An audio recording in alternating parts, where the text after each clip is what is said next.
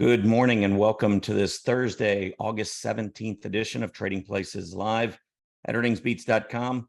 I'm Tom Bowley, Chief Market Strategist at Earnings Beats, and I'll be your host for the next 30 minutes as we prepare for the trading day ahead. Well, looking at futures, we do have futures green this morning, not significantly, but up is up. Dow futures up 44 points. S&P 500 futures up 14.5, NASDAQ futures up 62. On a percentage basis, NASDAQ futures actually up a little bit more, up about 0.4%, whereas the S&P is about 1/3 of 1%, and the Dow roughly 0.1%, about 1/10 of 1%. Crude oil is up 1% this morning, back above $80 a barrel. Of course, recently we took out that resistance area around $83 per barrel. Pulled back below $80, and now today we're back up above it. U.S. 10-year Treasury yield not really slowing down, up another 3 basis points today, 4.29%. Remember, 4.33% was the level that we hit back in October of 2022, and now we're only about 4 basis points away. Certainly looks like we're going to give that level a run for its money. We'll see whether or not we can get the breakout. I think short term, maybe it creates a little bit more selling if we test it. I will say I'm not going to give away part of what we're going to talk about in a little bit, but I'll just say that sentiment is suggesting that a bottom is approaching rapidly. A lot of fear crept into the market yesterday, and we're going to talk about that a little bit later in the show. Let's go ahead and talk about what happened yesterday. Dow Jones Industrial Average down 180 points. That was about 0.5 of 1%. S&P 500 down 0.75%. That was 33 points. Takes us back down to 4,400. Notice that the S&P did close below its 50-day moving average yesterday, as did the NASDAQ 100. That was down more than 1%, down 161 points, down below the 15,000 level. We haven't seen that in a little while. Mid caps down about 1%, just under 1%, 24 points. Again, under the 50-day moving average. And the IWM, the Russell 2000, the index that I've been tracking pretty closely, also dropping below price support, which was around 188, and the 50-day moving average, which was up closer to 190. We finished down about 1.2% on that small cap ETF, the IWM. And that was down $2.30, finishing at 185.84. Certainly small cap bulls looking for a reversal there. See if we can get it later today. Transports down yesterday, closed below the 50-day. I thought that looked kind of ominous, and that we would probably head toward the 50-day after losing the 20-day. Negative divergence was in play on the last high. And like many of the indices, I mean, this has really been a lesson in short-term market action after you get these negative divergences to begin to appear on a lot of major indices, many of the ETFs, a lot of the industry groups, many key individual stocks. Negative divergences were everywhere probably about 4 weeks ago. And for the most part, they have reset. We've seen PPOs reset at or just below center lines. So from here, market could go anywhere. That's where I go back to my signals. Most of my signals that I use, many proprietary signals that we have here at Earnings Beats that have helped us so much over the last 4 years, still pointing higher to me. So we'll see how far the selling goes. I don't believe it's going to go far, but you do want to make sure you keep stops in play. The key, I think, from here is going to be 50-week moving averages. And those are 20-week moving averages. And with the momentum so strong on a weekly chart, that historically has been a great area of support. So we definitely want to keep that in mind.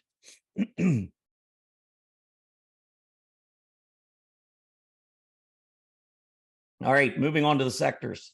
Utilities rising 0.4% yesterday. The only group, the only sector that was positive.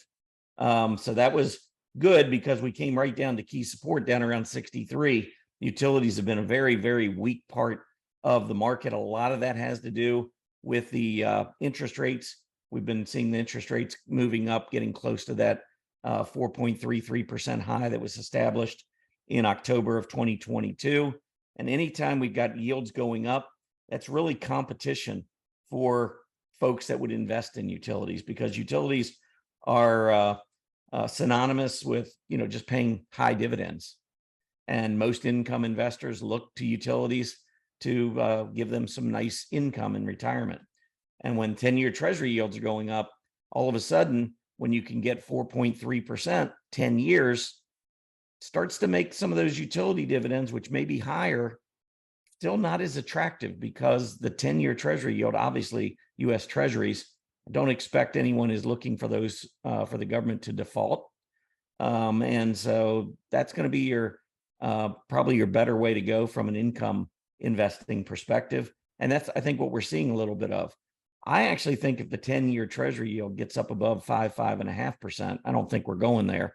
But that is when I would be very concerned. And I think we would start to see some pretty significant rotation out of stocks if we get that kind of move to the upside.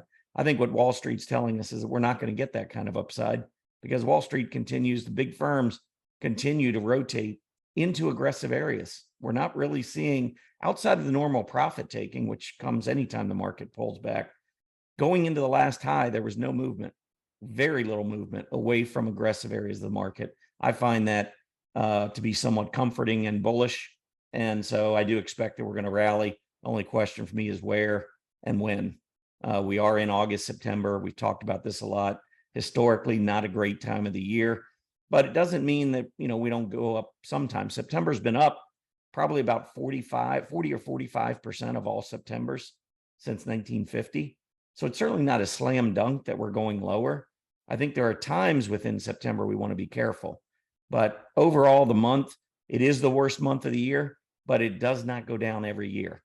And we'll see what happens. Like I said, there are some sentiment indicators right now pointing to a bottom that's approaching. So I think we need to keep an eye mostly on that. So again, utilities, the only group that was up yesterday. Of the 10 that were down, discretionary was down the most, down 1.24%. Real estate down 1.22%. I'll also point out that the discretionary group broke below its 50-day moving average. So if it's a 50-day moving average is your go-to, probably not liking the charts right now. I think it's obviously a technical breakdown. Anytime you lose the 50-day, it's something to consider. But I do think there are other more important areas in technical developments, sentiment indicators, and so forth that I think override what we're seeing. I think the negative divergence has told us we're going back to the 50-day. So to go slightly below it, I don't think is that big a deal. Obviously, if things escalate, then we could be looking at potentially more carnage in the short term. But again, I'll get to a chart that will have you thinking. Anyway, looking at the industry groups, apparel retail, big day yesterday, up almost 3%. That was really the only significant strength within the consumer discretionary area. We did break out short term, but we did so with a negative divergence. So be careful if this breakout doesn't hold.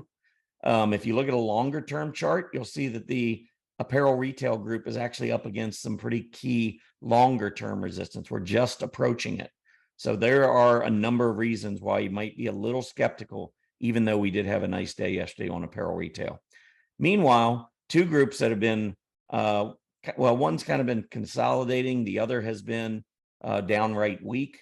Both have negative divergences that we've been dealing with, but they've gone about it different ways. Auto is down yesterday 2.85%, and it's been mostly just selling since really mid-July. When I did my YouTube video, the Your Daily 5, this was, I actually talked about Tesla, the primary component within the autos, and talked about how that stock could take a big hit because of the nasty negative divergence that was in play. Higher prices, lower PPO. We had a big run up. That can lead to some short-term selling. And we have certainly seen that. Autos now all the way back down near that 800 level, finishing yesterday at 802. Again, that was down 2.85%. And home builders. So sticking with the consumer discretionary group, home builders very weak yesterday, down 2.32%. And we've seen some news lately that hasn't been great, if I'm being honest, for the home building group. The housing starts, housing or building permits, both came in below expectations yesterday. We saw that housing market index come in well below expectations. I believe that was back on Tuesday. So numbers haven't been great. Of course, rates keep going higher. You would think that, hey, that's going to have an impact at some point on home construction. I think maybe we're seeing a little bit of that right now. All right, 10-year Treasury yield. So what's going on? I will say, first of all, the FOMC minutes that came out at 2 p.m. yesterday, I think, maybe spooked the market a little bit into the close. The Fed, my buddies over at the Fed, still talking about inflation. They're saying inflation risks persist and they may have to keep hiking rates. I'd like to get a little bit more consistency out of the Fed. They seem to be pretty persistent about hiking rates. Then last month they talk about, okay, we're going to be, checking to see, we're going to be more data dependent on what we're going to do. Most of what I've seen coming out this month, they're talking about inflation persisting. I'm seeing most inflation reports that I look at really subsiding from what we saw. Maybe we're not on a path to their target 2%, but we've seen the CPI come down, the core CPI come down considerably, well over 6%, down to I think like 4.7% now. So it's certainly heading in the direction they want in a meaningful way. But anyway, the minutes came out, the Fed's talking about inflation persisting, and they might have to raise rates and keep raising rates. And so that obviously has the market on edge. And we're seeing the 10-year Treasury yield perhaps building in a little bit more of inflation expectation. That's what you would expect from the 10-year Treasury yield if inflation truly was a problem. I'm still skeptical about that whole argument, but I'll leave it at that for right now. Let's just see what the Fed does when it meets in September. Initial jobless claims out this morning. That came in just almost on the number, pretty close. 239,000 was the actual number. The expectation was 240,000. But the big news, the August Philadelphia Fed Manufacturing Index, which has been negative for a while. I didn't go back to look to see how many months in a row we've been negative. Last month, July was 13.5, negative 13.5. August, we were expecting minus 10, came in at plus 12. So this is a look at kind of the economic activity in the Philadelphia district, Federal Reserve District. And so all of a sudden, kind of a surprise, it turned positive versus the negative numbers that we've been seeing. So not sure, maybe that has something to do with the futures being up. I mean, futures are really not up that much, especially with the way, when we look at the charts here in a minute. We got a lot of work to do to begin to improve the short-term technical outlook. Now, I still think the long-term is very, very bullish. Short-term, hey, we've been going straight down now for 3-4 weeks. Clearly, we need to do some things on the daily chart to improve and to begin to look, more bullish there. But a breakout in the 10-year Treasury yield is going to be harder for the market to do that. Let's go ahead and look at these charts. So the S&P 500 fell down. You can see it below the 50-day moving average. It's the first time since back in March that we have traded below the 50. Now, keep in mind, the 50-day moving average is a function of price and how rapidly we go up. I mean, some people just look at the 50-day and they just look at a line. Oh, if we're below the line, then we're in trouble. If we're above the line, okay. The 50-day moving average, when you're back here, when we were first starting an uptrend, the 50-day moving average really doesn't move very fast. But once we start, really making a tear to the upside, like we did in June and July on the S&P 500, that's when the 50 goes from just kind of advancing slightly to really starting to make a move. The thing is, your move from, where were we at the end of May, close to the end of May, we were around 4,100 on the S&P 500. 2 months later, we were at 4,600. That was more than 10%. Keep in mind that the S&P 500 averages 9% a year for the last 73 years, 9% per year. We had gone up 10% in 2 months. So when you go up that rapidly, your moving averages turn up very rapidly. And so when you pull back, and the bigger your move to the upside, the more downside risk you have in the short term. And so you get a rapidly accelerating 50-day moving average, and then you get a fairly significant pullback with some profit taking. And, in these scenarios, if you go back and look in history, it's not unusual for the daily price action to go below the 50-day temporarily. I don't think it's going to last long, but I do recognize it as at least a breakdown in the daily chart. And so what I'm saying is, in order to have an uptrending market, you need price action to be above the 20-day moving average, which is above the 50-day moving average. That to me is like the poster child of an uptrend. Price action above the 20-day above the 50-day. And when you get that configuration, that's when we tend to make the biggest moves. So for instance, back here when we were consolidating, when we finally made the breakout through all these tops, and we finally made that breakout in June, the configuration was very bullish.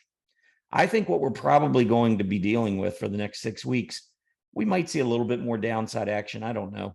But I think sideways consolidation is going to be probably what we see over the next 6 weeks. And I think as we go into the fourth quarter, when we make this breakout, I think what you'll see is the price action back above the 20, back above the, which is above the 50. And at that point, I think that's when the market takes its next big move. I don't think we're going to, I'm not, you never can rule out what the market's going to do in the short term. I'm very bullish. I think the market's going higher. Could it just shoot back up from here? It could. It's not what I'm expecting. I mean, everything is about odds, right? You can't say with any guarantee what the stock market's going to do. We have no idea for sure. But when I look at the charts, and I look at all my signals, I come up with odds. For me to think that this is just going to go straight back up through 4,600 from here, like within the next few weeks, the odds of that, I would probably place it maybe 20% or less. I don't think that's the way this is going to play out. Now, do I think we're going to do more consolidation? And could we go back up and maybe get close to 45, 50, maybe even close to 4,600? I'd probably put, maybe a 35% chance on that. I don't know that we get all the way back up there. I think we probably go a little lower. I feel like we need to capitulate. And I think we're getting close to that. I'm going to talk about that with my sentiment chart here in a minute. But short of capitulation, I think what we'll probably see is more of the sideways action. Maybe we just kind of, back here in April and May, I mean, this is something that we could look at as maybe a blueprint for maybe what we could expect over the next 6 weeks. I wouldn't be surprised to see a bounce at some point, the low marking a pretty significant low, and then moving sideways, kind of like we did in April and May before breaking out. I think that would be the higher probability for me. Now, is there a chance we just keep going down and we morph back into the bear market? Yeah, it's possible. I'd certainly put a percentage chance on it. But it would, for me, based on all the signals I'm looking at, I would have it as less than 10%. I don't see it happening. But yeah, there's a chance. There's always a chance. NASDAQ 100. So here again, trading below the 50. Notice as we've been bouncing, the last few bounces, couple bounces, we failed at the 20-day. So right now we're trending below the 20-day. The 20-day is coming down. Looks like it's about to cross back below the 50-day, which would be the first time. This would be a death cross on the NASDAQ 100 for the first time since we crossed back above it in late January. We've had the 20-day above the 50. But again, keep in mind the short term, the 20-day is beginning to react to this movement to the downside because it's a much shorter moving average. The 50-day is slowing its pace to the upside, but it's still going up because of it's still reacting to this huge move that we saw in May, June, July. So I think, in this situation, we're probably going to get this cross.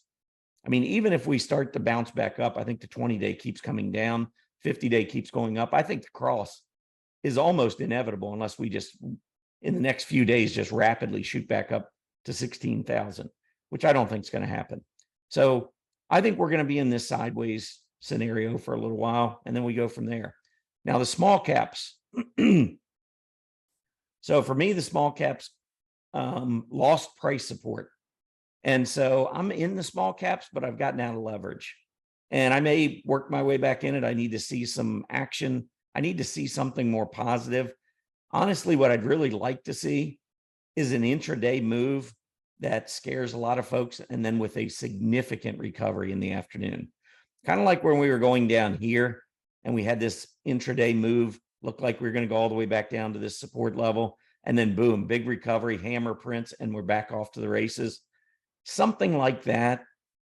This hammer right here goes down to test the price support from 6 weeks earlier, but it holds it, comes back up. There's the hammer. Then you make that big move back to the upside.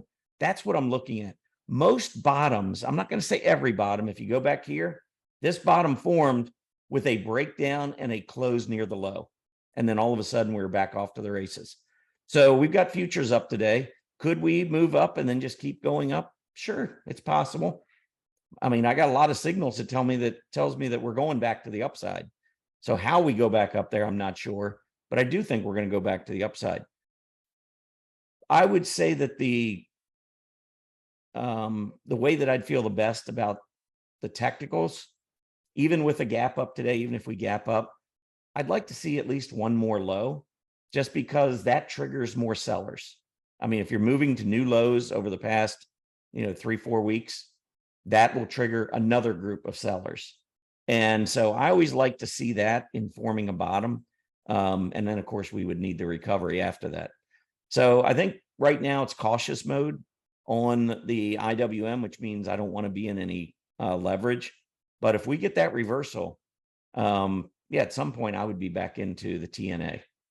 I don't want to wish anything horrible on the market, but a nice long tail anywhere close to 180 at this point. I mean, and that was my fear holding on to the TNA, was if you break down below 188, I mean, looking on the daily chart, I see no support until 180.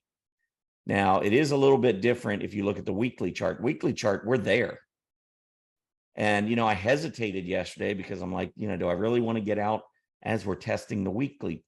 But this is the problem that you get into, and this is how your losses can really begin to escalate. I liked the TNA down to the 20-day, and then we had the gap down below the 20-day. And when I saw that, I was like, well, now I'm almost as close to my gap and price support to the downside as I am to where I was going to put the stop in. And so, you start to have to reassess reward to risk. And so I decided at that point to hold on. That takes me to the next gap support level, which I think was 189.80 or something like that.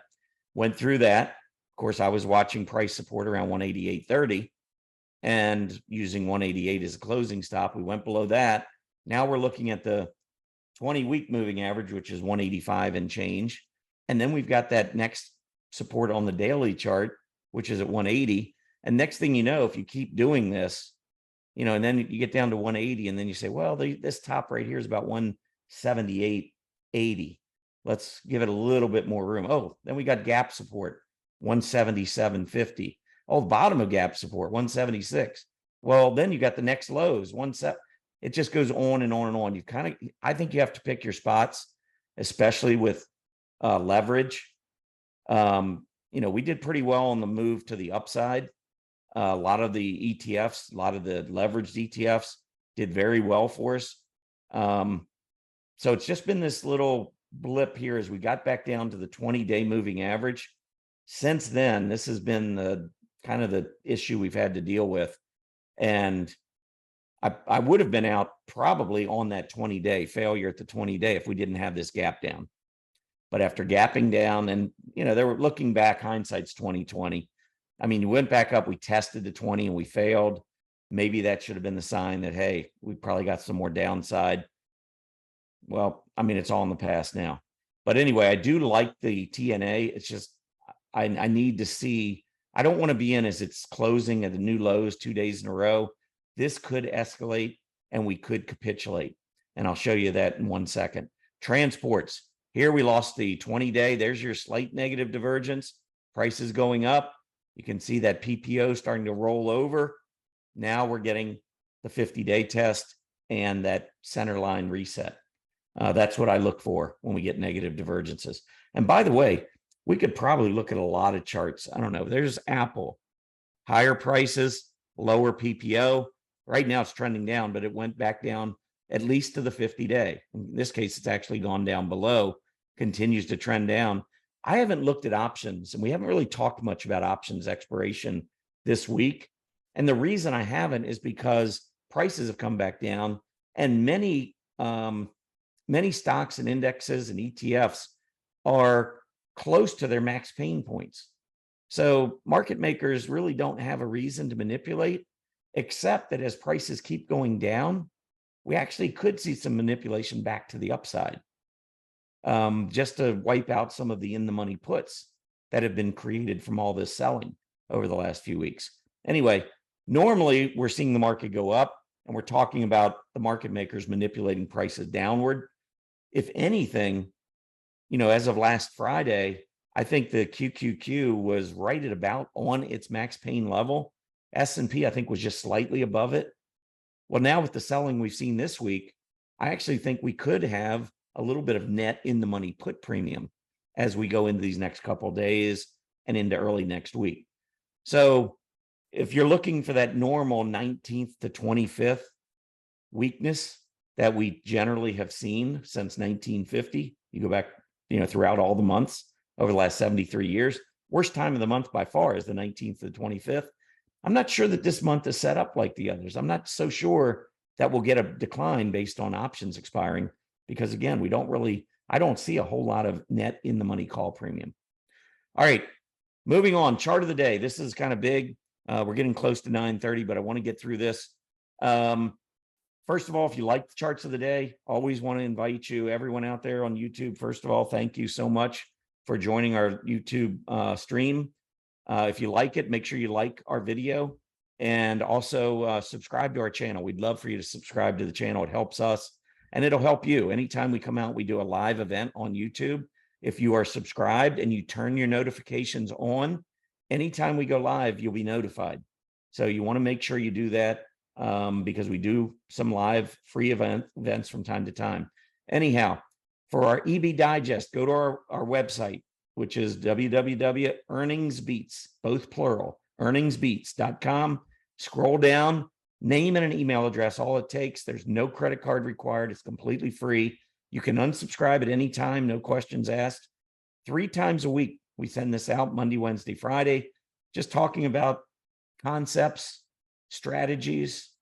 I like to talk a lot about earnings. Obviously, that's what we do. Relative strength is big, candlesticks, price volume, all of that. Trend lines, sentiment, which is what I'm going to talk about in 1 second. All of those things. Make sure you sign up. We also do free events from time to time. And if they're not live streamed on YouTube, but you still want to attend like a Zoom webinar, if you're a subscriber to this free newsletter, then you'll get an invite to our room. We'll give you room instructions. All right. So let's look at this 5-day moving average of the equity only put call ratio. Listen, when I talked in June about the market potentially topping, one of the things I talked about was the fact that we saw the 5-day moving average of the equity only put call ratio drop to its lowest level in over a year. Now, what that tells us is that it's a ratio of calls to puts, or puts to calls. So it's the equity only put call ratio, puts on top of the fraction, calls on the bottom. And so when that number gets lower, when that fraction gets lower and lower and lower, it means that there are not nearly as many puts being bought as calls. So in the case of 0.5, it's like 1/2. So 1 put being bought for every 2 calls. When you're 1.0 on this, it's even 1 put for 1 call. The put call ratio is a great sentiment indicator. I mean, I think it is the best.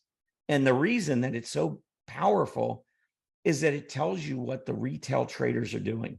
And remember, when the retail traders all get together in a mass and move in the same direction, market makers are on the other side. Who's going to win? The retail traders who are just throwing money caution into the wind, or the market makers who always win? Well, I just gave you the answer. Market makers are going to win. So everybody was starting to bet more and more heavily on calls as we were going up.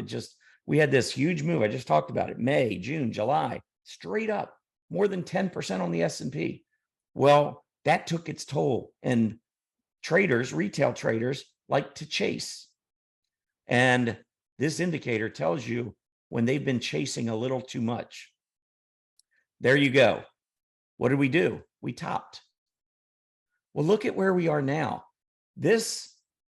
I was really concerned when I saw this. I mean, I actually thought, okay, I almost wish I hadn't gotten out of the TNA, because the put call ratio yesterday was 1.03. I'm going to come back to this, but let me just show you a daily reading of 1. The last time we had a daily reading above 1 was March of this year. The last time before that we had, well, actually, I'm not sure if this was still part of all these crazy readings. I ignore all these. I've talked about it in the past. I'm not going to spend any time on it today, but these were false readings. These were not giving us clear readings of what retail traders were doing. And so I have an adjusted equity only put call chart that I can show some other time that evens this out and gets rid of these huge spikes. Let me just tell you that this was a very significantly bearish day in the options world. In other words, everybody is getting into the puts. Well, this move now over the last, 5-6 weeks has resulted in the 5-day moving average moving from 0.48 to 0.80. Now, if you followed me for a while, you know what 0.80 means on a 5-day moving average of the put call ratio. It means we could see a reversal at any time, and probably a big one. If you go back and you look, and again, ignore what was going on at the end of last year, these readings were out of control. But 0.85, if you go beyond that, I'm going back 10 years here. And some of this was during, big moves to the upside in the market, like from 2016 all the way through 2019. Those 4 years, that was mostly an uptrend. We had the cyclical bear market, the trade war at the end of 2018, a little bit of weakness beginning of 2018, but for the most part, we were going up. Anytime the market got fearful, look at these 5-day spikes. Now, we got up to 0.90 in the bear market. That marked the bottom, by the way. But here was 0.77 at one of these bottoms. Here was 0.76 right there right here. Actually, this probably could annotate, make it a little easier.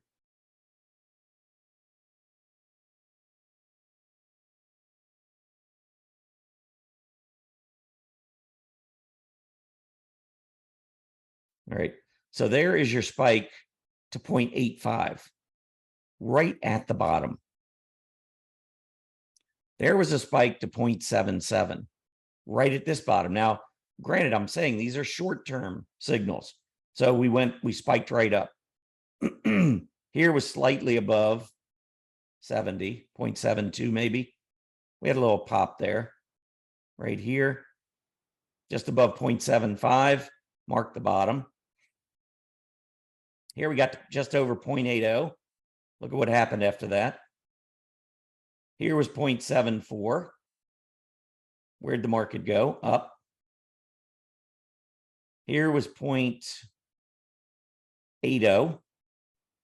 We were drifting lower, rolling over. All of a sudden, boom. Let's see, right? All right, what the heck?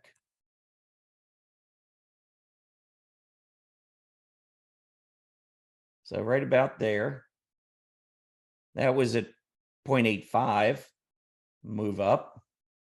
I mean, I can go and show you every one of these spikes. So look at where we are right now, 0.80. I mean, decide for yourself. I think we could see a spike at any time. What I would love to see is capitulation. One more down day, maybe, with a reversal. I think that would, that's going to give us a better clue. It may not happen that way. I hope it does. But if it doesn't, still know that we are at 0.80 right now. And this over the long term, I'm talking about going back all the way throughout this century, that has been a very significant bottoming indicator. And we're there again. Anyway, see what the market's doing, see if we've rallied. Seeing a little bit of rally in the small caps, a little bit more than the others, but 0.25% up, close to 0.5%. VIX is a little bit elevated, still up near 17. I think if we get one more pullback, if the 10-year Treasury yield could maybe pop today, get through 433, market break to new lows, VIX go through 17, we could have a perfect storm for a short-term capitulation. And we'll see whether or not that materializes. Anyway, that's it for me. Next show will be on Tuesday. Next Tuesday, that'll be what, the 22nd of August. So I will see you then. Take care. I'll be watching this. I'll make sure whatever I see, I'll be passing along in the daily market report. Excuse me, for all of our members. So be on the lookout for that. I am traveling today. I don't know when the DMR will come out, but I will have my eyes peeled on the market throughout the day. Anyway, everybody have a great day and happy trading.